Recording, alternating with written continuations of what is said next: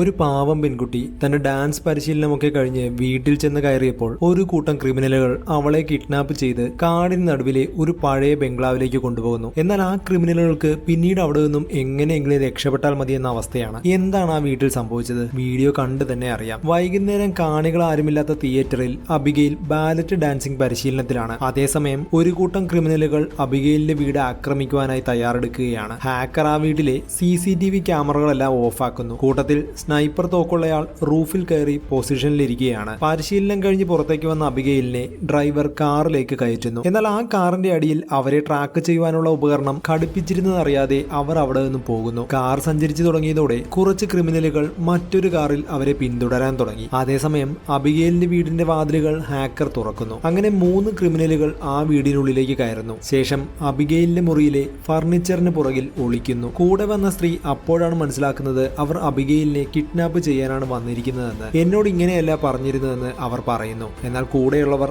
അവളെ പറഞ്ഞ് മനസ്സിലാക്കുന്നു. കുറച്ചു സമയത്തിന് ശേഷം അബിഗെയിൽ വീട്ടിലേക്ക് വരുന്നു. ശേഷം തന്റെ കട്ടിലിരുന്ന് ഫോൺ വിളിക്കുകയാണ്. ഈ അവസരം മുതലാക്കി ക്രിമിനൽസ് അവളെ പിടികൂടാൻ ശ്രമിക്കുന്നു. കൂട്ടത്തിലെ ഒരാൾ അവളെ പിടിക്കുമ്പോഴേക്ക് അവൾ പെൻസിൽ ഉപയോഗിച്ച് അയാളുടെ കയ്യിൽ കുത്തുന്നു. അപ്പോഴേക്കും മറ്റൊരാൾ വന്ന് അവളുടെ വാ പൊത്തിപ്പിടിക്കുന്നു. ആദ്യം അവളെ പിടികൂടിയയാൾ അബിഗെയിലിനെ അടിക്കാൻ ശ്രമിച്ചതും കൂട്ടത്തിലുള്ള സ്ത്രീ അയാളെ തടയുന്നു. ശേഷം അവൾ മയങ്ങാനുള്ള മരുന്ന് അബിഗെയിലിന്റെ ശരീരത്തിൽ കുത്തിവെക്കുന്നു. ക്രിമിനൽസിലെ ബാക്ക് ടീം അവരെയും കാത്ത് പുറത്ത് കാറിൽ നിൽപ്പുണ്ടായിരുന്നു. അബിഗെയിലിന്റെ വീട്ടിലേക്ക് കുറച്ച് കാറുകൾ വരുന്നത് അവർ ശ്രദ്ധിക്കുകയും വീടിനകത്തുള്ള ക്രിമിനൽസിനെ ഈ വിവരം അറിയിക്കുകയും ചെയ്യുന്നു. കൂട്ടത്തിലെ സ്നൈപ്പർ അങ്ങോട്ടേക്ക് വന്നവരെ വാച്ച് ചെയ്യുന്നുണ്ട്. ക്രിമിനൽ സംഘം അബിഗെയിലിനെ ഒരു ബാഗിനുള്ളിലാക്കി വീടിന് പുറത്തേക്ക് ഇറങ്ങുന്നു. ഗാർഡനിലൂടെ നടന്നു പോകുമ്പോൾ സ്നൈപ്പറും അവരുടെ കൂടെ ചേരുന്നു. ശേഷം 4 പേരും കൂടി പുറത്തേക്ക് നടക്കുന്നു. പെട്ടെന്ന് ആ വീട്ടിലെ അലാറം ഓൺ ആകുന്നു. അവിടെയെല്ലാം ലൈറ്റുകൾ തെളിയുന്നു. അത് കേട്ടതും 4 പേരും കൂടി വേഗത്തിൽ പുറത്തേക്ക് ഓടാൻ തുടങ്ങി. കൃത്യസമയത്ത് തന്നെ പുറത്തുണ്ടായിരുന്ന ക്രിമിനൽസ് ഒരു വാനുമായി ഗേറ്റിന് വെളിയിലെത്തുന്നു. അങ്ങനെ അബിഗെയിലുമായി അവർ വാനിൽ കയറി രക്ഷപ്പെടുന്നു. വാഹനത്തിൽ പോയിക്കൊണ്ടിരിക്കുമ്പോൾ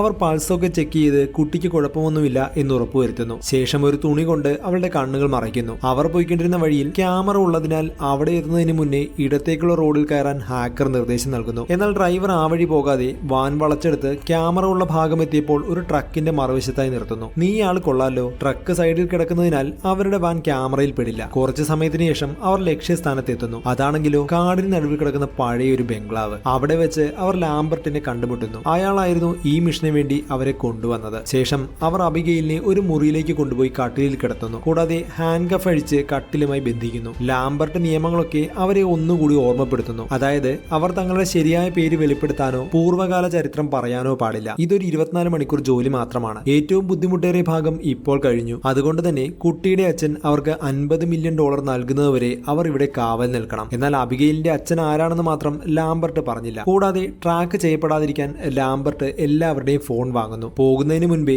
ലാംബർട്ട് ടീമിലെ എല്ലാവർക്കും ഓരോ കോഡ് നെയിം നിർദ്ദേശിക്കുന്നു. അപ്പോൾ പിന്നെ ഒറിജിനൽ നെയിം ഉപയോഗിക്കേണ്ടി വരില്ലല്ലോ. ലാംബർട്ട് പോയ ശേഷം എല്ലാവരും ആ ബംഗ്ലാവിൽ ഉണ്ടായിരുന്ന ബാറിലേക്ക് പോകുന്നു. ഓരോ പെഗടിച്ച് പരസ്പരം സംസാരിച്ചിരിക്കുകയാണ് എല്ലാവരും. ഡീൻ ആണെങ്കിൽ വെള്ളമടിച്ച് അവിടെയുള്ള ഒരു സൈക്കിളും ചവിട്ടി നടപ്പാണ്. അപ്പോഴാണ് ജോയ് കഴിച്ചുകൊണ്ടിരുന്ന ഒരു മിഠായി ഡീൻ ചോദിക്കുന്നത്. എന്നാൽ അവൾ മിഠായി അവന് കൊടുത്തില്ല. ഡീൻ ആണെങ്കിൽ സ്മാർട്ട് ആണെന്ന് കാണിക്കാൻ എല്ലാവരുടെയും പഴയ കാലം ഗസ് ചെയ്യുന്നു. എന്നാൽ ഡീൻ അതിൽ പരാജയപ്പെടുന്നു. കാരണം അവൻ തള്ളിയതുപോലെ ഒന്നും അല്ലായിരുന്നു അവരുടെയൊന്നും പഴയ കാലം. അങ്ങനെ ജോയ് അവനെ കളിയാക്കുന്നു. ആഹാ, എന്നാ നോക്കാലോ. അവിടെ ഉണ്ടായിരുന്ന ഓരോരുത്തരും ഡോളർ നോട്ടുകൾ വെച്ചിട്ട് അവരെ കുറിച്ചുള്ള കാര്യങ്ങൾ കൃത്യമായി പറഞ്ഞാൽ ഈ പണം നിനക്കെടുക്കാമെന്ന് ജോയിയോട് പറയുന്നു. അവരുടെ ബോഡി ലാംഗ്വേജ്, വസ്ത്രങ്ങൾ, പേഴ്സണാലിറ്റി എന്നിവ പരിശോധിച്ച് ജോയ് അവരെ കുറിച്ചുള്ള കാര്യങ്ങളെല്ലാം കൃത്യമായി പറയുന്നു. ഫ്രാങ്ക് മുൻപൊരു ഡിറ്റക്റ്റീവ് ആയിരുന്നു. പീറ്റർ ആണെങ്കിൽ ഗുണ്ടാപ്പണിയുമായി നടക്കുന്നയാളാണ്. ഹാക്കർ സാമിയാണെങ്കിലോ വളരെ സമ്പന്ന കുടുംബത്തിൽ നിന്നുമാണ് വരുന്നത്. ഈ ചെയ്യുന്നതെല്ലാം അവളുടെ ഒരു രസത്തിന് വേണ്ടിയാണ്. റിക്കിൾസ് ആണെങ്കിൽ പഴയ മറൈൻ സ്നൈപ്പർ ആണ്. ഡാൻ ആണെങ്കിൽ ഒരു സോഷ്യോപാത്ത് ഡ്രൈവറും. അതിന് മറുപടിയായി ജോയ് ഒരു റിക്കവറിംഗ് അഡിക്റ്റ് ആണെന്ന് ഫ്രാങ്ക് പറയുന്നു. അതായത് ഈ ഡ്രഗ്സിനോടൊക്കെ അഡിക്റ്റായി പിന്നീട് അതിൽ നിന്ന് മുക്തി നേടാൻ ശ്രമിക്കുന്ന ഒരാൾ. ഞാൻ പോയി ആ കുട്ടിയൊന്ന് നോക്കട്ടെ.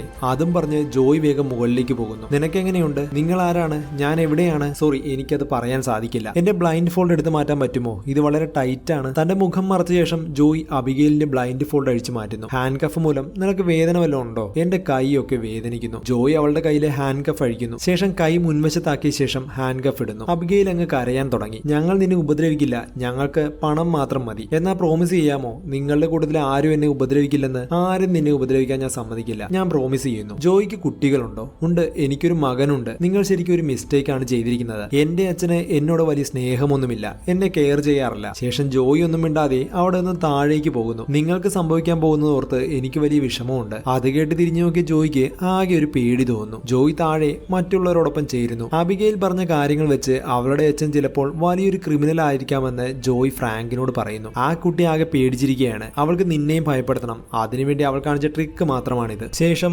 എല്ലാവരും ഓരോരോ കാര്യങ്ങൾ ചെയ്തുകൊണ്ടിരിക്കുമ്പോൾ ഫ്രാങ്ക് മുകളിൽ അബിഗെയിലിന്റെ മുറിയിലേക്ക് പോകുന്നു. കുട്ടിയുടെ കണ്ണ് മൂടിക്കെട്ടിയിരിക്കുകയാണ് എന്ന് കരുതിയാണ് ഫ്രാങ്ക് അങ്ങോട്ടേക്ക് ചെന്നത്. മുറി തുറന്നതും ബ്ലൈൻഡ് ഫോൾഡ് ഇല്ലാത്ത കുട്ടിയെ കണ്ട് ഫ്രാങ്ക് ഷോക്കാകുന്നു. ഫ്രാങ്ക് വേഗം തിരിഞ്ഞു നിന്ന് മുഖം മറയ്ക്കുന്നു. അയാൾ അബിഗെയിലിന് നേരെ തോക്ക് ചൂണ്ടുന്നു. നീ എന്റെ മുഖം കണ്ടോ എന്ന് ചോദിക്കുമ്പോൾ ഇല്ല, ഞാൻ നിങ്ങളുടെ മുഖം കണ്ടില്ല എന്ന മറുപടിയാണ് പേടിച്ചുകൊണ്ട് അബിഗെയിൽ നൽകുന്നത്. നിന്റെ അച്ഛന്റെ പേരെന്താണ്? ചോദിച്ചത് കേട്ടില്ലേ? അയാൾ തോക്ക് അവളുടെ നേരെ ചൂണ്ടി വീണ്ടും അച്ഛന്റെ പേരെന്താണെന്ന് ചോദിക്കുന്നു. ഒടുവിൽ അവൾ അച്ഛന്റെ പേര് ഫ്രാങ്കിനോട് പറയുന്നു. ക്രിസ്റ്റഫർ ലസാർ, അതാണ് എന്റെ അച്ഛൻ. ആ പേര് കേട്ടതും ആകെ ഭയന്ന ഫ്രാങ്ക് അവിടെ നിന്നും വേഗം പോകുന്നു. ശേഷം മറ്റുള്ളവരുടെ അടുത്തെത്തി. എന്റെ ഷെയർ നിങ്ങളെടുത്തോളൂ, ഞാൻ ഇവിടെ നിന്ന് പോവുകയാണ്. എന്നാൽ ജോയ് അയാളെ തടഞ്ഞു നിർത്തി കാരണം എന്താണെന്ന് ചോദിക്കുന്നു. ആ കുട്ടി ക്രിസ്റ്റഫർ ലസാറിന്റെ മകളാണ്, അതുകൊണ്ട് ഈ പണം എനിക്ക് വേണ്ട, ഞാൻ പോവുകയാണ്. ഈ ലസാർ എന്ന് പറയുന്നത് വലിയ ക്രിമിനലും പണക്കാരനും എല്ലാ മേഖലയിലും ഒരുപാട് സ്വാധീനവും ഉള്ളയാളാണ്. ആ പേര് കേട്ടിട്ടുള്ളതായി ജോയും റിക്കിൾസും പേടിയോടെ പറയുന്നു. അങ്ങനെ അവർ തമ്മിൽ ഈ കാര്യം ഒരുപാട് ചർച്ച ചെയ്യുന്നു. ഓരോരുത്തർക്കും കിട്ടുന്ന പൈസയുടെ കണക്ക് ഓർത്തപ്പോൾ എങ്ങനെയും എത്ര റിസ്ക് ആണെങ്കിലും ഇത് ചെയ്യാമെന്ന് അവർ തീരുമാനിക്കുന്നു. ആ പണം ഉപയോഗിച്ച്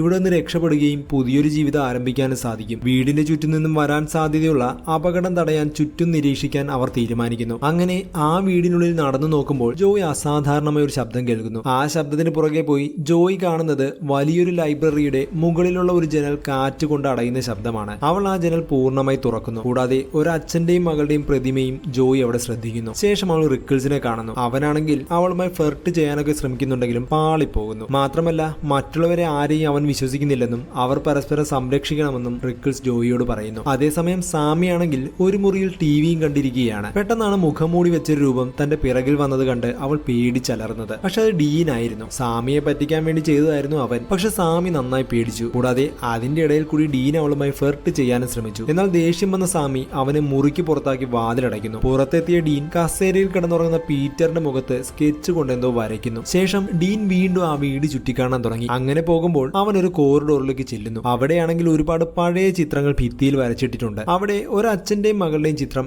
ലൈറ്ററിന്റെ വെളിച്ചത്തിൽ ഡീൻ കാണുന്നു. അബിഗെയിലിന്റെ അതേ മുഖച്ഛായുള്ള പെൺകുട്ടിയുടെ ചിത്രം കണ്ട് ഡീൻ ഞെട്ടുന്നുണ്ട്. ശേഷം അവൻ ബേസ്മെന്റിലെ അടുക്കളയിലേക്ക് പോകുന്നു. ഈ രാത്രിയിൽ ആരെങ്കിലും ചെയ്യുന്ന പണിയാണോ അറിയാത്ത സ്ഥലത്ത് പോകുന്നത്? പെട്ടെന്ന് തൊട്ടടുത്തുള്ള മുറിയിലേക്കുള്ള വാതിൽ തനിയെ തുറക്കുന്നു. ഹലോ ഹലോ, ആരാണെന്നൊക്കെ പറഞ്ഞ് ഡീൻ വിളിക്കുന്നുണ്ടെങ്കിലും അവിടെ ആരുമില്ലായിരുന്നു. അല്പം പേടിയോടെ അവൻ ആ മുറിയിലേക്ക് കയറുന്നു. പെട്ടെന്ന് അങ്ങോട്ടേക്ക് ഓടി വന്ന ഒരു എലിയെ കണ്ട് ഡീൻ ഞെട്ടിപ്പോകുന്നു. പേടിച്ചു വിറച്ച അവൻ വേഗം തിരികെ അടുക്കളയിലേക്ക് കയറുന്നു. പക്ഷെ പെട്ടെന്ന് എന്തോ ഒന്ന് ഡീനിന്റെ കാലിൽ പിടിച്ച് അവനെ വലിച്ചുകൊണ്ടു പോകുന്നു. എന്നെ രക്ഷിക്കെന്നും പറഞ്ഞ് ഡീൻ അലറിക്കരയുന്നു. അതേസമയം മുറിയിലായിരുന്ന സാമി ഈ ശബ്ദം കേൾക്കുന്നു. അങ്ങനെ സാമി ബേസ്മെന്റിൽ എത്തുന്നു. അവൾ നോക്കുമ്പോൾ ഡീൻ ടേബിളിനടുത്തുള്ള കസേരയിൽ ഇരിക്കുകയാണ്. അവന്റെ അടുത്തേക്ക് ചെന്നപ്പോഴേക്കും അവന്റെ തല മുറിഞ്ഞ് താഴേക്ക് വീഴുന്നു. ആകെ ഭയന്ന് വിറങ്ങലിച്ച സാമി അലറി കരയുന്നു. ശബ്ദമൊക്കെ കേട്ട് ഉടനെ തന്നെ ടീമിലെ അംഗങ്ങൾ അങ്ങോട്ടേക്ക് എത്തി. എന്തായാലും സാമിക്ക് ഇത് ചെയ്യാൻ സാധിക്കില്ല. പക്ഷെ ഡീനിന്റെ ബോഡി കണ്ട അവർ ലസാറിന്റെ ഹിറ്റ്മാൻ വാൽഡസിനെ കുറിച്ച് അവിടെ സംസാരിക്കുന്നു. കാരണം അയാൾ ഒരു മൃഗമാണ്. ഒരു മൃഗം കൊന്നതുപോലെയാണ് ഡീനിന്റെ ബോഡി. വർഷങ്ങൾക്ക് മുൻപ്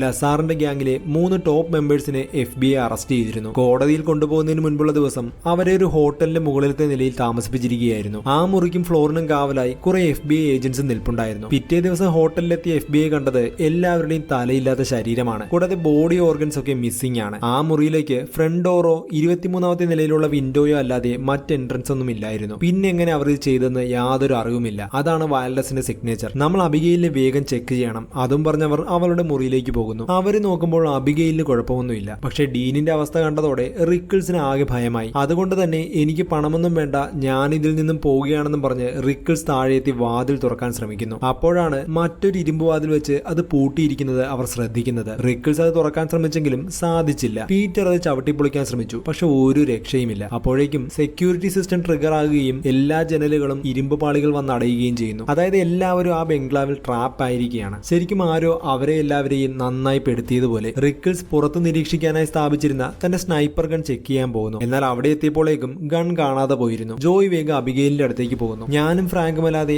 ആരെങ്കിലും നിന്റെ അടുക്കൽ വന്നിരുന്നോ? ഇല്ല, ആരും ഇവിടെ വന്നിരുന്നില്ല. പക്ഷെ ഗ്ലാസ് വെച്ചയാൾ എന്നെ ഉപദ്രവിക്കുമെന്ന് പറഞ്ഞു. അയാൾ എന്റെ അച്ഛന് വേണ്ടി ജോലി ചെയ്യുന്നയാളാണെന്നും അയാളുടെ യഥാർത്ഥ പേര് വാൽഡസ് ആണെന്നും എന്നോട് പറഞ്ഞു. ജോയ് ഇത് കേട്ട് ഞെട്ടുന്നു. ശേഷം റിക്കിൾസ് ജോയിയെ മീറ്റ് ചെയ്യുന്നു. ആരോ എന്റെ തോക്ക് തട്ടിയെടുത്തിരിക്കുന്നു. ഫ്രാങ്ക് ആണ് വാൽഡസ്. എന്താ നീ പറയുന്നത്? അവനാണ് വാൽഡസ് എന്ന് ഫ്രാങ്ക് അബിഗെയിലിനോട് പറഞ്ഞു. പക്ഷെ എനിക്കത് മനസ്സിലാകുന്നില്ല. ഫ്രാങ്ക് ഫ്രാങ്ക് ഈ കളിയിൽ നിന്നും പുറത്തു പോകാൻ ശ്രമിച്ചതാണ്. ഒരിക്കലും ഫ്രാങ്ക് ആകാൻ ചാൻസ് ഇല്ല. മാത്രമല്ല അയാളാണ് വാൽഡസ് എങ്കിൽ ലെസാർ അയാളുടെ ബോസ് ആണെങ്കിൽ എന്തിനാണ് ലെസാറിന്റെ മകളെ അയാൾ കിഡ്നാപ്പ് ചെയ്തത്? അങ്ങനെ അവർ തമ്മിൽ കാര്യങ്ങളൊക്കെ ചർച്ച ചെയ്യുന്നു. പക്ഷെ അവർക്ക് ഒന്നിലും ഒരു വ്യക്തത വരുന്നില്ല. ഒടുവിൽ അവിടെ നിന്ന് രക്ഷപ്പെടാനുള്ള വഴി അവർ ആലോചിക്കുന്നു. ശേഷം അവർ രണ്ടുപേരും രണ്ട് ദിക്കിലേക്ക് പോകുന്നു. ജോയി അവിടെ നിന്നും പോകുമ്പോഴേക്ക് എന്തോ ശബ്ദം കേട്ട് തിരിഞ്ഞു നോക്കുമ്പോൾ റിക്കിൾസ് ഒരു വല്ലാത്ത രീതിയിൽ നിൽക്കുകയാണ്. എന്താണ് കാര്യമെന്നറിയാൻ അവൾ റിക്കിൾസിന്റെ അടുക്കിലേക്ക് പോകുന്നു. മുൻപിൽ ചെന്ന് നോക്കി ജോയി ആകെ ഞെട്ടിത്തരിക്കുന്നു. റിക്കിൾസിന്റെ കഴുത്തിന്റെ ഭാഗത്ത് ഏതോ ജീവി കടിച്ചു പറിച്ചതുപോലെ മാരകമായ ഒരു മുറിവ്. അയാളുടെ ഡെഡ് ബോഡി അവളുടെ ദേഹത്തേക്ക് വീഴുന്നു. ആകെ ഭയന്ന ജോയി തോക്കെടുത്ത് ചുറ്റും നോക്കുന്നു. ഇല്ല, ആരുമില്ല. വേഗം അവൾ താഴേക്ക് പോകുന്നു. സാമിയുടെയും പീറ്ററിന്റെയും നേരെ ജോയി തോക്ക് ചൂണ്ടുന്നു. എവിടെ ഫ്രാങ്ക്? നീ ഞങ്ങളുടെ നേരെ തോക്ക് ചൂണ്ടരുത്. അപ്പോഴേക്കും വാതിൽ തുറന്ന് ഫ്രാങ്ക് അങ്ങോട്ടേക്ക് വരുന്നു. അവൾ ഫ്രാങ്കിന് നേരെ തോക്ക് ചൂണ്ടുന്നു. നീ എന്തിനാണ് കൊല്ലാനായി ഞങ്ങളെ ഇങ്ങോട്ട് കൊണ്ടുവന്നത്? നീ എന്തൊക്കെയാണ് പറയുന്നത്? എനിക്കൊന്നും മനസ്സിലാകുന്നില്ല. നീയാണ് വാൽഡസ്. നീയല്ലേ ഡീനെയും റിക്കിൾസിനെയും കൊന്നത്? നീ അബിഗെയിലിനോട് എല്ലാം പറഞ്ഞെന്ന് എനിക്ക് മനസ്സിലായി. നിനക്ക് വട്ടാണ്. നീ അത്ര സ്മാർട്ടൊന്നുമല്ല. ഒരു ചെറിയ പെൺകുട്ടി ഈസിയായി നിന്നെ മാനിപ്പുലേറ്റ് ചെയ്യാൻ നീ നിന്നുകൊടുത്തു. നമ്മളെ തമ്മിലടിപ്പിക്കാനാണ് അവൾ നിന്നോട് ഇങ്ങനെയൊക്കെ പറഞ്ഞത്. ഫ്രാങ്ക് പീറ്ററിനോട് അബിഗെയിലിനെ കൊല്ലാൻ പറയുന്നു. ജോയി അത് പറ്റില്ലെന്ന് പറഞ്ഞിട്ടും പീറ്റർ അബിഗെയിലിന്റെ മുറിയിലേക്ക് പോകുന്നു. പീറ്റർ തോക്കെടുത്ത് അബിഗെയിലിനെ ഷൂട്ട് ചെയ്യാൻ പോയതും ജോയി അങ്ങോട്ടേക്ക് വന്നത് തടയുന്നു. അപ്പോഴേക്കും ഫ്രാങ്ക് സാമിയും മുറിയിലേക്ക് വരുന്നു. അവർ തമ്മിൽ വാക്കേറ്റമാകുന്നു. അതേസമയം അബിഗെയിൽ ഈസിയായി അവളുടെ കയ്യിലിട്ടിരുന്ന ഹാൻഡ് കഫ് ഊരി മാറ്റുന്നു. ശേഷം കട്ടിലിൽ എഴുന്നേറ്റ് നിന്ന് ബാലറ്റ് ഡാൻസിൽ ചെയ്യുന്നത് പോലെ ഒരു പോസ് കാണിക്കുന്നു. അപ്പോഴാണ് അബിഗെയിലിന്റെ യഥാർത്ഥ രൂപം അവർ കാണുന്നത്. അബിഗെയിൽ ശരിക്കും ഒരു വാമ്പയർ ആയിരുന്നു. അവൾ പീറ്ററിന്റെ ദേഹത്ത് ചാടിക്കേറി അവന്റെ കഴുത്തിൽ കടിക്കാൻ പോവുകയാണ്. അതിനു മുന്നേ ഫ്രാങ്ക് അവളെ വെടിവെച്ച് വീഴ്ത്തുന്നു. പക്ഷെ അവൾ പെട്ടെന്ന് തന്നെ എഴുന്നേറ്റ് വരുന്നു. വെടിവെച്ച മുറിവ് നിമിഷ നേരം കൊണ്ട് ഇല്ലാതാകുന്നു. അവൾ വേഗം അവരുടെ നേരെ തിരിഞ്ഞതും ജോയി തുടർച്ചയായി അവളെ ഷൂട്ട് ചെയ്യുന്നു. ബുള്ളറ്റുകൾക്ക് അവളെ ഒന്നും ചെയ്യാൻ സാധിക്കില്ല എന്ന് മനസ്സിലായതോടെ അവർ മുറിയുടെ വാതിൽ ലോക്ക് ചെയ്ത് അവിടെ നിന്ന് ഓടുന്നു. അവർ എല്ലാവരും കൂടി എന്ത് ചെയ്യുമെന്ന് ചിന്തിക്കുകയാണ്. കാരണം ഈ പെൺകുട്ടി തന്നെയാണ് വാൽഡസ്. അവരുടെ കൂടെയുള്ളവരെ കൊന്നതും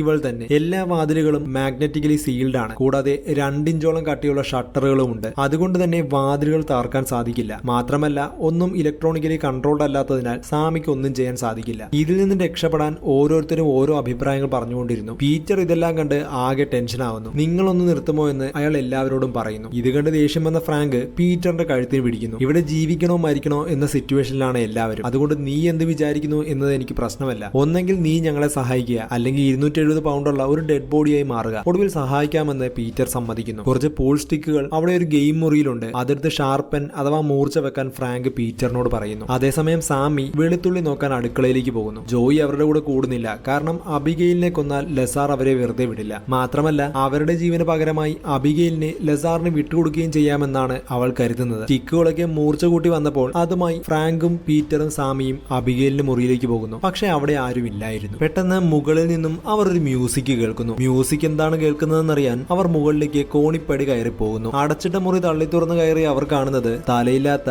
ഡീനിന്റെ ബോഡിയുമായി സ്റ്റേജിൽ നിന്ന് ഡാൻസ് കളിക്കുന്ന അബിഗെയിലിനെയാണ്. ആഹാ, എന്ത് നല്ല പെൺകുട്ടി. ആദ്യം ഒരു പാവം പെൺകുട്ടിയെ പോലെ പെരുമാറിയ അവൾ സാമി അറ്റാക്ക് ചെയ്തപ്പോൾ തന്റെ യഥാർത്ഥ രൂപമെടുത്ത് സാമിയുടെ മേൽ ചാടി കയറുന്നു. അവളുടെ കയ്യിലുള്ള വെളുത്തുള്ളി അബിഗെയിൽ മണത്തു നോക്കുന്നുണ്ട്. പക്ഷെ അതുകൊണ്ട് അവൾക്കൊന്നും സംഭവിച്ചില്ല. സാമിയെ രക്ഷിക്കാമെന്ന ഫ്രാങ്കിനെ അവൾ ചവിട്ടി ദൂരേക്ക് ഇടുന്നു. എന്നാൽ പീറ്റർ വന്ന് അവളെ പൊക്കിയെടുക്കുന്നു. അബിഗെയിലാണെങ്കിൽ പീറ്ററിനെ ഇടിച്ച് തറയിലിടുന്നു. ശേഷം അവന്റെ കഴുത്തിലെ മാലയിൽ നിന്നും കുരിശ് പൊട്ടിച്ചെടുക്കുന്നു. ആ കുരിശ് ഉപയോഗിച്ച് അവൾ പീറ്ററിന്റെ ചെസ്റ്റിൽ മുഴുവൻ കുത്തി മുറിവേൽപ്പിക്കുന്നു. അതായത് കുരിശിനും അവളെ ഒന്നും ചെയ്യാനായില്ല. ശേഷം ഫ്രാങ്ക് അബിഗെയിലിനെ പുറകിൽ നിന്നും സ്റ്റിക്ക് ഉപയോഗിച്ച് കുത്താൻ ശ്രമിച്ചു. പക്ഷെ വളരെ വേഗത്തിൽ ആ സ്റ്റിക്ക് ഫ്രാങ്കിന്റെ കയ്യിൽ നിന്നും വാങ്ങി അവന്റെ തന്നെ കാലിലേക്ക് അബിഗെയിൽ കുത്തിയിറക്കി. അതോടെ എല്ലാവരും അവിടെ നിന്ന് രക്ഷപ്പെട്ട് താഴെ എത്തുന്നു. താഴെ ഉണ്ടായിരുന്ന ജോയി അവരുടെ മുറിവുകളെല്ലാം വെച്ച് കെട്ടുന്നു. വെളുത്തുള്ളിക്കും കുരിശിനും അവളെ ഒന്നും ചെയ്യാനായില്ല. പക്ഷെ ഈ ഇഞ്ചക്ഷന് അവളെ മയക്കി കിടത്താൻ സാധിക്കും. അത് അവളെ തട്ടിക്കൊണ്ട് വന്നപ്പോഴേ നമ്മൾക്ക് ആദ്യമേ മനസ്സിലായതാണ്. ഇനി ഒരു ഇഞ്ചക്ഷൻ കൂടി ബാക്കിയുണ്ട്. അങ്ങനെ അവർ ഓരോരുത്തരും ഓരോ വഴിക്ക് പോയി അബിഗെയിലിനെ തിരയാൻ തീരുമാനിച്ചു. ആരാണോ ആദ്യം അവളെ കാണുന്നത് അവർ ഉടനെ ജോയിയെ വയർലെസ് മുഖേന വിവരം അറിയിക്കണം. അതുവഴി ജോയിക്ക് അങ്ങോട്ടേക്ക് വന്ന് അവളെ മയക്കാനുള്ള മരുന്ന് ഇഞ്ചക്ട് ചെയ്യാം. സാമി ഒരു കോറിഡോറിലൂടെ പോയിക്കൊണ്ടിരിക്കുകയാണ്. പെട്ടെന്ന് ഒരു കൂട്ടം വവ്വാലുകൾ അവളുടെ മുന്നിലൂടെ പോകുന്നു. അത് കണ്ട് പേടിച്ച് നിലതെറ്റിയ അവൾ തൊട്ടടുത്തുള്ള ഒരു കുളത്തിലേക്ക് വീഴുന്നു. അവൾ വെള്ളത്തിൽ നിന്നും പൊങ്ങി വന്ന് പേടിച്ച് കരയുന്നു. എന്നാൽ മുഖത്തെ അഴുക്കെല്ലാം തുടച്ചു മാറ്റി ചുറ്റും നോക്കി അവൾ ഭയന്നുച്ചത്തിൽ നിലവിളിക്കാൻ തുടങ്ങി. കാരണം അവളുടെ ചുറ്റും മനുഷ്യരുടെ ശവശരീരങ്ങളായിരുന്നു. എല്ലാം അഴുകി തുടങ്ങിയ ശവങ്ങൾ. ആരായാലും പേടിച്ചു പോകില്ലേ? ശവങ്ങൾക്കിടയിലൂടെ നീന്തി വേണം അവൾക്കിനി കരയിലേക്ക് കയറാൻ. അതേസമയം പീറ്റർ സമാധാനത്തോടെ മറ്റൊരു സ്ഥലത്ത് നിൽക്കുകയാണ്. പെട്ടെന്നാണ് അബിഗെയിൽ പീറ്ററിന്റെ പുറകിലെത്തിയത്. അവളെ കണ്ടതും ഭയന്ന് വിറങ്ങലിച്ച പീറ്റർ ജീവനും കൊണ്ട് ഓടടാ ഓട്ടം. പോകുന്ന വഴിയിലുള്ള ഒരു വാതിലടച്ച് പീറ്റർ രക്ഷപ്പെട്ടെന്ന് കരുതുന്നു. എന്നാൽ അബിഗെയിൽ നിസ്സാരമായി ആ വാതിൽ പൊളിക്കുന്നു. ശേഷം വീണ്ടും പീറ്ററിനെ പീറ്ററിനെ പിന്തുടരുന്നു. പീറ്റർ അതിവേഗത്തിൽ ഇങ്ങനെ ഓടുകയാണ്. പെട്ടെന്ന് ഫ്രാങ്ക് തുറന്ന വാതിലിടിച്ച് റെയിലിൽ തട്ടി പീറ്റർ താഴേക്ക് വീഴുന്നു. ശേഷം അബിഗെയിൽ ഫ്രാങ്കിന്റെ നേരെ തിരിയുന്നു. അവൾ ഫ്രാങ്കിനെ സ്റ്റെപ്പിലൂടെ താഴേക്ക് തള്ളിയിടുന്നു. താഴെ വന്നു വീണ ഫ്രാങ്കിന്റെ മുകളിൽ കയറി അയാളെ കടിക്കാൻ ശ്രമിക്കുമ്പോൾ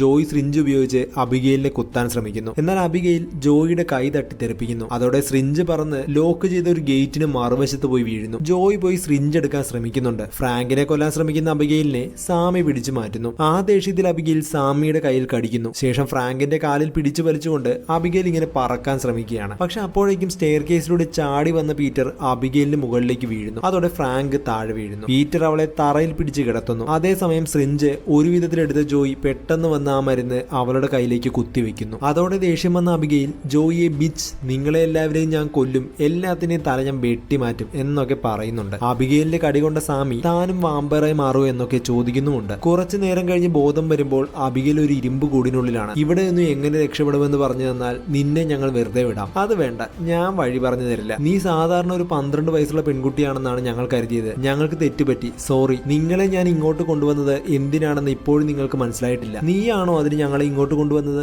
നിങ്ങൾ വിചാരിച്ചതുപോലെ ഒരു $50 മില്യൺ ഇല്ല. ഞാനാണ് ഇതെല്ലാം പ്ലാൻ ചെയ്തത്. ലാംബർട്ട് എനിക്ക് വേണ്ടിയാണ് വർക്ക് ചെയ്യുന്നത്. മാത്രമല്ല അവൾക്ക് എല്ലാവരുടെ യഥാർത്ഥ പേരും പൂർവ്വകാല ചരിത്രവും ഒക്കെ അറിയാം. സാമി റിച്ച് ആയിട്ടുള്ള പേരൻസിന്റെ പണം ഉപയോഗിച്ചാണ് കരിയർ തുടങ്ങുന്നത്. Hedge funds, private offshore accounts, പിന്നെ കൂടിയ ആളുകളുടെ പുറകെ നടന്ന് അവരുടെ പണം തട്ടൽ, ഇതായിരുന്നു സാമി. ക്രൈം ഫാമിലിയുടെ ഗുണ്ടയായിട്ടാണ് പീറ്റർ ജോലി ചെയ്തിരുന്നത്. അവസാനം സ്വന്തം ടീമിൽ നിന്ന് തന്നെ മോഷ്ടിച്ചു. ഫ്രാങ്ക് ആണെങ്കിൽ ഒരു ഡിറ്റക്റ്റീവ് ആയിരുന്നു. അബിഗെയിലിന്റെ ന്യൂയോർക്ക് ടീമിൽ നുഴഞ്ഞു കയറി രഹസ്യങ്ങൾ കണ്ടെത്താൻ ശ്രമിച്ചു. അവരുടെ 3 ടോപ്പ് മെമ്പേഴ്സിനെ അറസ്റ്റ് ചെയ്തു. എന്നാൽ ഹോട്ടലിൽ രഹസ്യമായി പാർപ്പിച്ചിരുന്ന അവരെ അബിഗെയിൽ കൊന്നുകളഞ്ഞു. അബിഗെയിൽ തന്നെയായിരുന്നു വാൽഡസ്. പിന്നീട് സ്വന്തം പേര് മാറ്റി ഫ്രാങ്ക് ആ സിറ്റി വിട്ടു. ജോയി ആണെങ്കിൽ ഒരു ആർമി മെഡിക്കായിരുന്നു. മെഡിസിനോടുള്ള അഡിക്ഷൻ മൂലം അവളെ ജോലിയിൽ നിന്നും പറഞ്ഞു വിട്ടു. ക്രിമിനൽസിനും ഇല്ലീഗൽ കാര്യങ്ങളിൽ ഏർപ്പെടുന്നവർക്കും ഡോക്ടറായി പ്രവർത്തിക്കാൻ വേണ്ടി അവളുടെ കുട്ടിയെ നല്ലവനല്ലാത്ത അച്ഛന്റെ കൂടെ അവൾ പറഞ്ഞു വിട്ടു. ഒരു ദിവസം ജോയി ഒരു ഗ്യാങ് മെമ്പറിന്റെ ബുള്ളറ്റ് റിമൂവ് ചെയ്യുന്നതിനിടയിൽ അറിയാതെ അയാളുടെ ആർട്ടറി മുറിഞ്ഞ് അയാൾ മരണപ്പെടുന്നു. അപ്പോൾ നീ നിന്നോട് എന്ത് പറയും അബിഗെയിൽ? നീ പറഞ്ഞത് ശരിയാണ്. നിന്റെ അച്ഛന് നിന്നോടുള്ള താല്പര്യം പോയി. നിന്റെ അച്ഛൻ നിന്നെ സ്നേഹിക്കാൻ വേണ്ടി അച്ഛന്റെ എത്ര ശത്രുക്കളെ നീ കൊല്ലും? പിന്നെ നീ എന്തുകൊണ്ടാണ് വന്നപ്പോഴേ ഞങ്ങളെ കൊല്ലാതിരുന്നതെന്ന് ഫ്രാങ്ക് ചോദിക്കുന്നു. അവളുടെ രീതി ഇതാണ്. അവൾക്കിതൊരു ഗെയിമാണ്. അവളുടെ ഇരകളെ പീഡിപ്പിച്ച് അവസാനം കൊല്ലുക. അതേ ജോയി, എനിക്ക് എന്റെ ഭക്ഷണം വെച്ച് കളിക്കുന്നത് ഇഷ്ടമാണ്. എന്നെ ഇപ്പോൾ പുറത്തു വിടുകയാണെങ്കിൽ നിങ്ങളിൽ 2 പേരെ ഞാൻ ജീവനോടെ ബാക്കി വെക്കാം. ഫ്രാങ്ക് ആണെങ്കിൽ അവളെ കൊന്നു കളഞ്ഞേക്കാൻ പറയുന്നു. അപ്പൊ എന്റെ ഒരു ഓഫർ എക്സ്പയർ ആയി. ഇനി എന്നെ ആര് തുറന്നു വിടുന്നോ അവരെ മാത്രമേ ഞാൻ വെറുതെ വിടൂ. അത് കേട്ടതും പീറ്റർ തോക്ക് കയ്യിലെടുക്കുന്നു. ശേഷം അബിഗെയിലിനെ തുറന്നു വിടാൻ പോവുകയാണ്. അതോടെ ജോയി പീറ്ററിന് നേരെ തോക്ക് ചൂണ്ടുന്നു. അവൾ നമ്മളോട് കള്ളം പറയുന്നതാണ്. തുറന്നു വിട്ടാൽ ഞങ്ങളെ പോലെ നിന്നെയും കൊല്ലും. പക്ഷെ പീറ്റർ എന്നിട്ടും അവളെ തുറന്നു വിടാൻ പോയതും ജോയി അവനെ ഷൂട്ട് ചെയ്യുന്നു. വല്ല കാര്യവും ഉണ്ടായിരുന്നു. ശേഷം പീറ്ററിന്റെ മുറിവ് കെട്ടാനായി ജോയി സാമിയുമായി മുകളിലേക്ക് പോകുന്നു. ഫ്രാങ്ക് അബിഗെയിലിന് കാവലിരിക്കാമെന്നും പറയുന്നു. ഈ ബംഗ്ലാവിൽ നിന്നും എങ്ങനെ പുറത്തു കിടക്കുമെന്ന് പറഞ്ഞാൽ ഞാൻ നിന്നെ വെറുതെ വിടാം. ആദ്യം എന്നെ തുറന്നു വിട്ടാൽ ഞാൻ പറഞ്ഞു തരാം. എന്നാൽ അത് ഡേഞ്ചർ ആണെന്ന് മനസ്സിലാക്കിയ ഫ്രാങ്ക് അത് പറ്റില്ല എന്നും പറഞ്ഞ് മുകളിലേക്ക് പോകുന്നു. നിൽക്ക്, ലൈബ്രറിയുടെ വലതുവശത്തുള്ള ഷെൽഫിൽ ഒരു സീക്രട്ട് ഡോർ ഉണ്ട്. അതുവഴി നിങ്ങൾക്ക് രക്ഷപ്പെടാം. ഫ്രാങ്ക് അവളോട് താങ്ക്സ് പറയുന്നു. പക്ഷേ അവളെ തുറന്നു വിട്ടില്ല. അത് കണ്ട് ചിരിച്ചുകൊണ്ട് അബിഗെയിൽ ഒറ്റത്തള്ളിന് ആ വാതിൽ പൊളിക്കുന്നു. അത് കേട്ട് ജോയി അങ്ങോട്ടേക്ക് വരികയും അവിടെയുള്ള ഒരു ജനലിനെ മറച്ചിരുന്ന തടി കൊണ്ടുള്ള വാതിൽ പൊളിക്കുകയും ചെയ്യുന്നു. അതോടെ സൂര്യപ്രകാശം മുറിക്കുള്ളിലേക്ക് വരുന്നു. അത് വന്ന് വീണതും അബിഗെയിലിന്റെ കൈ മുറിഞ്ഞു പോകുന്നു. വേദന കൊണ്ട് അവൾ അലറിക്കരയുന്നുണ്ട്. അതോടെ അവൾ വെളിച്ചമില്ലാത്ത സ്ഥലത്തേക്ക് പോകുന്നു. അബിഗെയിലിന്റെ കൈ പതുക്കെ വളർന്നു വരുന്നുണ്ട്. ആ സമയം കൊണ്ട് ഫ്രാങ്കും ജോയിയും അവിടെ നിന്ന് രക്ഷപ്പെടുന്നു. എല്ലാവരും ലൈബ്രറിയിലേക്ക് പോവുകയും അവിടെ തന്നെ കഴിച്ചു കൂട്ടുകയും ചെയ്യുന്നു. കാരണം അവിടെ സൂര്യ വെളിച്ചമുണ്ട്. സാമി വെളിച്ചത്തിൽ തന്റെ കൈ കാണിച്ചു നോക്കി. എന്നാൽ സാമിക്കൊന്നും സംഭവിച്ചില്ല. അതോടെ അവൾക്ക് ആശ്വാസമായി. കാരണം കടിയേറ്റിട്ടും അവൾ വാമ്പയറായി മാറിയില്ലല്ലോ. ഫ്രാങ്ക് ആണെങ്കിൽ അബിഗെയിൽ പറഞ്ഞ ഷെൽഫിലെ ബുക്ക് എടുത്ത് മാറ്റി നോക്കുന്നു. എന്നാൽ അവിടെ ഒരു സീക്രട്ട് ഡോറും ഇല്ലായിരുന്നു. അതായത് അവളും കള്ളം പറഞ്ഞതായിരുന്നു. ദേഷ്യത്തിൽ അവിടെയുള്ള ബുക്കുകളെല്ലാം ഫ്രാങ്ക് വലിച്ചെറിയുന്നു. ജോയി ആണെങ്കിൽ ഭിത്തി കുത്തിപ്പൊളിക്കാൻ നോക്കുന്നു. പക്ഷെ ഒരു രക്ഷയുമില്ല. ഒന്നും സംഭവിച്ചില്ല. മാത്രമല്ല അവളുടെ ക്യാൻറ്റീൻ തീർന്നു. അവൾക്കാണെങ്കിൽ ഉത്കണ്ഠ കൂടിക്കൂടി വന്നു. സാമി ജോയിയുടെ അടുത്ത് വന്നിരിക്കുന്നു. അവൾ പറഞ്ഞത് സത്യമാണോ? നീ നിന്റെ മകനെ ഉപേക്ഷിച്ചുവെന്ന്? അതെ, പക്ഷെ ഞാൻ അവനെ വിട്ടുവന്നത് ഞാൻ ചെയ്തുകൊണ്ടിരുന്ന ഇല്ലീഗലായിട്ടുള്ള ജോലിയിൽ നിന്നും മാറി ക്ലീൻ ആകുവാൻ വേണ്ടിയായിരുന്നു. ഈ പണം ഉപയോഗിച്ച് തിരിച്ച് അവന്റെ അടുക്കിലേക്ക് പോകുവാനും എല്ലാം ഒന്നിൽ നിന്നും തുടങ്ങുവാനായിരുന്നു എന്റെ പ്ലാൻ. അതായത് ഒരു റീസെറ്റ്. അത് കേട്ടതും സാമിക്ക് ഒരു ഐഡിയ തോന്നുന്നു. ഒരു പവർ സോഴ്സ് കണ്ടുപിടിക്കുകയാണെങ്കിൽ ഈ ലോക്കുകൾ അവൾക്ക് തുറക്കാൻ സാധിക്കും. അങ്ങനെ അവർ 2 ടീമായി പവർ സോഴ്സ് കണ്ടുപിടിക്കാനായി ഇറങ്ങി. പെട്ടെന്ന് അബിഗെയിൽ വീണ്ടും മ്യൂസിക് പ്ലേ ചെയ്യുന്നു. കൂടാതെ അതുവഴി സാമിയുടെ കൺട്രോൾ ഏറ്റെടുക്കുകയും ചെയ്യുന്നു. അതായത് അബിഗെയിൽ മുമ്പ് സാമിയെ കടിച്ചില്ലേ, അതുവഴി അവൾ വാമ്പയറായി മാറുകയാണ്. കൂടാതെ അബിഗെയിലിനെ അവളെ നിയന്ത്രിക്കുകയും ചെയ്യാം. വാമ്പയറായി മാറിയ സാമിയുടെ കയ്യിലെ മുറിവ് തനിയെ ഇല്ലാതാകുന്നു. അവൾ പെട്ടെന്ന് തന്നെ കൂടെ ഉണ്ടായിരുന്ന പീറ്ററിനെ അറ്റാക്ക് ചെയ്യുന്നു. അബിഗെയിൽ സാമി വഴി പീറ്ററിനോട് സംസാരിക്കുകയും പീറ്ററിന്റെ കഴുത്തിന് കടിച്ച് അവനെ കൊല്ലുകയും ചെയ്യുന്നു. ശേഷം അബിഗെയിൽ അവളുടെ സ്റ്റേജിൽ നിന്നും ഡാൻസ് ചെയ്യുന്നു. അതുപോലെ തന്നെ സാമിയും ഡാൻസ് ചെയ്യുന്നു. അപ്പോഴേക്കും അങ്ങോട്ടേക്ക് ഫ്രാങ്കും ജോയി വരുന്നു. അതുകൊണ്ട് തന്നെ സാമി വേഗം മുഖം തിരിച്ചു നിൽക്കുന്നു. പക്ഷെ ജോയിക്ക് എന്തോ സംശയം തോന്നുന്നു. പെട്ടെന്ന് സാമി അവർക്ക് നേരെ തിരിയുന്നു. അവളും വാമ്പയറായെന്ന് മനസ്സിലാക്കിയ ഫ്രാങ്കും ജോയിയും അവിടെ നിന്ന് ഓടി രക്ഷപ്പെടുന്നു. ഓടി അവർ ലൈബ്രറി മുറിയിലെത്തി. പുറകെ സാമിയിലൂടെ അബിഗെയിൽ അവരോട് സംസാരിക്കാൻ തുടങ്ങി. ഈ മുറി എനിക്ക് ഒട്ടും ഇഷ്ടമല്ല, വെറുപ്പാണ് ഈ മുറിയോട്. ഇവിടെ വെച്ചാണ് എന്നെ അച്ഛൻ വാമ്പയറാക്കി മാറ്റിയത്. ഒരുപാട് വിഷമങ്ങൾ ഉണ്ടാക്കുന്ന ഓർമ്മകളുണ്ട് ഇവിടെ. അതും പറഞ്ഞ് സാമി അവരുടെ നേരെ പാഞ്ഞെടുക്കുന്നു. ജോയി താഴെ കിടന്ന ഒരു മെറ്റൽ ട്രേ എടുത്ത് സൂര്യപ്രകാശം സാമിയുടെ നേരെ പ്രതിഫലിപ്പിക്കുന്നു. അതോടെ സാമി പൊട്ടിത്തെറിച്ച് മരിക്കുന്നു. അപ്പോഴേക്കും ലൈബ്രറി ബുക്ക് വെച്ചിരിക്കുന്ന ഭാഗത്തു നിന്നും ഒരു രഹസ്യവാതിൽ തുറക്കുന്നു. അത് ട്രാപ്പായിരിക്കും എന്നവർ കരുതുന്നുണ്ടെങ്കിലും വേറെ വഴിയില്ലാത്തതിനാൽ അവർ ആ വാതിലിലൂടെ കയറുന്നു. കോറിഡോറിലൂടെ അല്പം നടന്ന ശേഷം അവരെത്തുന്നത് ആ ബംഗ്ലാവിന്റെ കൺട്രോൾ റൂമിലേക്കാണ്. മാത്രമല്ല അവിടെ ഇരിക്കുന്ന ലാംബർട്ടിനെയും അവർ ഞെട്ടലോടെ കാണുന്നു. നിർഭാഗ്യവശാൽ അയാളും ഒരു വാമ്പയറായി മാറിയിരുന്നു. ജോയിയുടെ കഴുത്തിന് പിടിച്ച് അവളെ പൊക്കിയെടുത്തുകൊണ്ട് അയാൾ കാര്യങ്ങൾ വിശദീകരിക്കാൻ തുടങ്ങി. 2 വർഷം മുമ്പ് അബിഗെയിലിന്റെ ഗ്യാങ്ങിൽ നുഴഞ്ഞു കയറാൻ ഫ്രാങ്കിനെ സഹായിച്ചത് ലാംബർട്ട് ആയിരുന്നു. ഇത് മനസ്സിലാക്കിയ അബിഗെയിൽ ലാംബർട്ടിനെ വാമ്പയറാക്കി മാറ്റി. മാത്രമല്ല അയാളുടെ കുടുംബത്തെ കൊല്ലുമെന്ന് ഭീഷണിപ്പെടുത്തുകയും ചെയ്തു. അബിഗെയിലിന്റെ ശത്രുക്കളെ ഇവിടെ എത്തിക്കുക എന്ന ജോലിയാണ് ലാംബർട്ട് ഇപ്പോൾ ചെയ്യുന്നത്. അവരെ വെച്ച് അവൾക്ക് തന്റെ ഹണ്ടിങ് ഗെയിം കളിക്കാം. ഒരു പ്രശ്നമുണ്ടെന്ന് ഞാൻ ലസാറിനെ വിളിച്ച് പറഞ്ഞിരുന്നു. അയാൾ ഇങ്ങോട്ട് വരുന്നുണ്ട്. എനിക്ക് അബിഗെയിലിനെയും അവളുടെ അച്ഛനെയും കൊല്ലണം. നിനക്കൊന്നെങ്കിൽ ഇവിടെ കിടന്ന് മരിക്കാം, അല്ലെങ്കിൽ എന്നെ സഹായിക്കാം. പക്ഷെ എന്നെ സഹായിക്കാനാണെങ്കിൽ നീ വാമ്പയറായി മാറണം. ആദ്യം ഫ്രാങ്ക് അത് സമ്മതിച്ചില്ല. എനിക്ക് സാമിയെ പോലെ ആരുടെയും ഒരു കളിപ്പാവയായി മാറാൻ താല്പര്യമില്ല. ഒരിക്കലുമില്ല. നീ എന്നെ പോലെ ആകുകയുള്ളൂ. നിനക്ക് കംപ്ലീറ്റ് ട്രീറ്റ്മെന്റ് ലഭിക്കും. ഒരു കുഴപ്പവുമില്ല. നീ ഇത് ചെയ്യരുത് ഫ്രാങ്ക് എന്ന് ജോയ് വിളിച്ച് പറയുന്നുണ്ട്. പക്ഷെ ഒരുപാട് ചിന്തിച്ച അവസാനം ഫ്രാങ്ക് അതിന് സമ്മതിക്കുന്നു. അതോടെ ലാംബർട്ട് ജോയിയെ അടിച്ച് ബോധം കെടുത്തുന്നു. ശേഷം ഫ്രാങ്കിന്റെ കഴുത്തിന് കടിക്കുന്നു. കൂടാതെ അയാളുടെ രക്തം ഫ്രാങ്കിനെ കൊണ്ട് കുടിപ്പിക്കുകയും ചെയ്യുന്നു. ജോയി എഴുന്നേറ്റ് നോക്കുമ്പോഴേക്ക് ഫ്രാങ്ക് വാമ്പയറായി മാറിയിരിക്കുന്നു. ശേഷം ജോയിയെ കൊല്ലാൻ ലാംബർട്ട് ഫ്രാങ്കിനോട് പറയുന്നു. പക്ഷെ ഫ്രാങ്ക് ലാംബർട്ടിനെ പുറകിൽ നിന്നും ആ സ്റ്റിക്ക് കൊണ്ട് കുത്തി കൊല്ലുന്നു. ലാംബർട്ട് മറ്റ് വാമ്പയറിനെ പോലെ തന്നെ പൊട്ടിത്തെറിച്ച് ചോര മുഴുവൻ ചുറ്റുപാടും തെറിച്ചു. അപ്പോഴേക്കും അബിഗെയിൽ അങ്ങോട്ടേക്ക് വരികയും ഫ്രാങ്കിനെ അറ്റാക്ക് ചെയ്യുകയും ചെയ്യുന്നു. പക്ഷെ ഫ്രാങ്ക് ശക്തനായിരുന്നു. അവൻ അബിഗെയിലിന്റെ കഴുത്തിൽ കടിച്ച് രക്തം കുടിക്കാൻ തുടങ്ങി. ഈ അവസരം ഉപയോഗിച്ച് ജോയ് ബംഗ്ലാവിന്റെ സെക്യൂരിറ്റി എല്ലാം ഓഫാക്കുന്നു. ശേഷം അവളുടെ ഫോൺ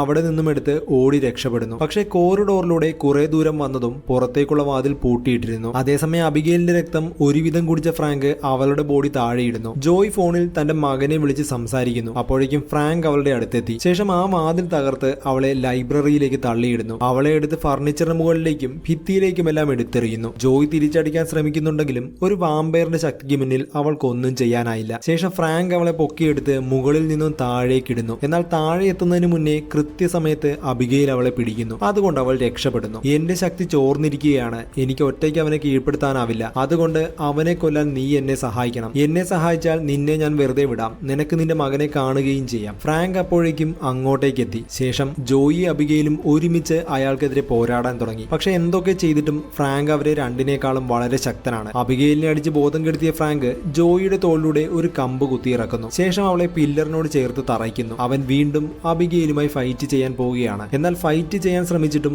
വീണ്ടും ഫ്രാങ്ക് അവളുടെ രക്തം കുടിക്കുകയും അവൾ ബോധം കെടുകയും ചെയ്യുന്നു. ശേഷം ജോയിയെ കമ്പിൽ നിന്ന് ഊരിയെടുക്കുന്നു. വേദന കൊണ്ട് അവൾ അലറി കരയുന്നുണ്ട്. ശേഷം ഫ്രാങ്ക് അവളുടെ കഴുത്തിൽ കടിച്ച് രക്തം കുടിക്കുന്നു. അപ്പോഴേക്കും ജോയിയുടെ ബോധം പോകുകയും ഫ്രാങ്ക് അവളെ തറയിലേക്ക് വലിച്ചെറിയുകയും ചെയ്യുന്നു. അല്പസമയം കഴിഞ്ഞ് ജോയിക്ക് ബോധം വരുന്നു. അബിഗെയിലിന്റെ ശരീരത്തിൽ ആ കമ്പ് കുത്തിയിറക്കി അവളെ കൊല്ലാൻ ഫ്രാങ്ക് തന്റെ മൈൻഡ് കൺട്രോൾ ഉപയോഗിച്ച് ജോയിയോട് പറയുന്നു. എന്നാൽ ഫ്രാങ്ക് പറയുന്നത് കേൾക്കുന്നത് പോലെ ജോയി അഭിനയിക്കുന്നു. അവൾ പെട്ടെന്ന് തിരിഞ്ഞ് ഫ്രാങ്കിന് നേരെ ഒരൊറ്റ കുത്ത്. പക്ഷെ ഫ്രാങ്ക് അത് തടയുന്നു. ശേഷം ദേഷ്യത്തിൽ അവളെ പിടിച്ച് ദൂരേക്ക് വലിച്ചെറിയുന്നു. ഈ സമയത്ത് അബിഗെയിൽ ഫ്രാങ്കിന്റെ മുകളിൽ ചാടിക്കേറി അവന്റെ രക്തം കുടിക്കാൻ തുടങ്ങി. അവർ തമ്മിലുള്ള ഫൈറ്റിനിടയിൽ ആ കമ്പ് ജോയി ഊരിയെടുക്കുന്നു. അതുപയോഗിച്ച് ഫ്രാങ്കിനെ അവൾ വലിച്ച് താഴെയിടുന്നു. ശേഷം അവളും അബിഗെയിലും കൂടി ആ കമ്പ് ഫ്രാങ്കിന്റെ ഹൃദയത്തിലേക്ക് കുത്തിയിറക്കുന്നു. അതോടെ ഫ്രാങ്ക് പൊട്ടിത്തെറിച്ച് മരിക്കുന്നു. എന്നാൽ താനും ഒരു വാമ്പയറായി മാറുമോ എന്ന് ജോയ് ഭയക്കുന്നു. പക്ഷെ ഫ്രാങ്ക് മരിച്ചതിനാൽ അങ്ങനെയൊന്നും സംഭവിക്കില്ല എന്ന് അബിഗെയിൽ ഉറപ്പ് നൽകുന്നു. പ്രോമിസ് ചെയ്തതുപോലെ അബിഗെയിൽ ജോയിയെ വെറുതെ വിടുന്നു. പക്ഷെ പെട്ടെന്ന് ഒരാൾ വന്ന് ജോയിയുടെ തോളിൽ പിടിക്കുന്നു. ജോയി പേടിച്ച് താഴെ വീഴുന്നു.